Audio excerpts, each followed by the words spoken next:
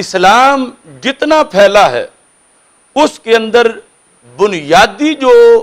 کردار ہے وہ قوت سماعت کا ہے، بنیادی کردار،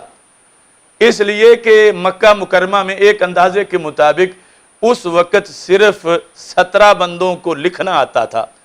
یا کچھ کم زائد، تو جب لکھنا اتنے کو آتا ہے تو پڑھنا بھی تو لکھا ہوا اتنوں کو ہی آتا ہے۔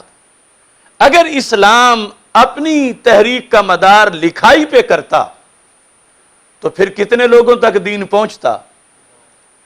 پہلے اسے لکھا جاتا، پھر لکھا ہوا پڑھا جاتا،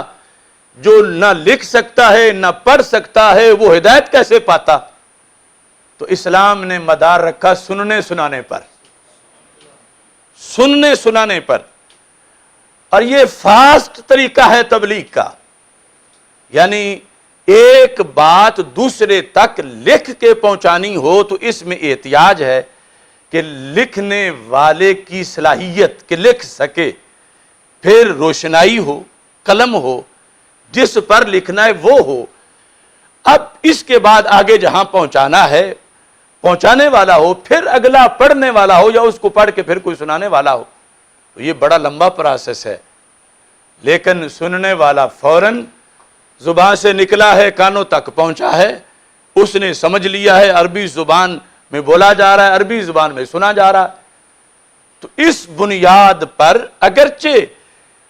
کتابت پر بھی انحصار رکھا گیا، مگر وہ ثانوی شکل میں جا کر بہت بعد میں سب سے پہلے یہ دین برحق جس ذریعے سے پہنچا وہ ذریعہ سماعت کا ذریعہ ہے۔ اس واسطے باقاعدہ سماعت پر کتابیں لکھیے گی کہ آداب الراوی والسامع، روایت کرنے والے کے آداب اور سننے والے کے آداب، آگے پھر محدثین کے اندر۔ تو یہ سب سے اہم اور پہلا طریقہ اشاعت اسلام کا، تبلیغ اسلام کا، ابلاغ اسلام کا، تفہیم اسلام کا پہلا جامع طریقہ جس کو خود رسول اکرم صلی اللہ علیہ وسلم نے اپنایا کہ آپ کی زبان سے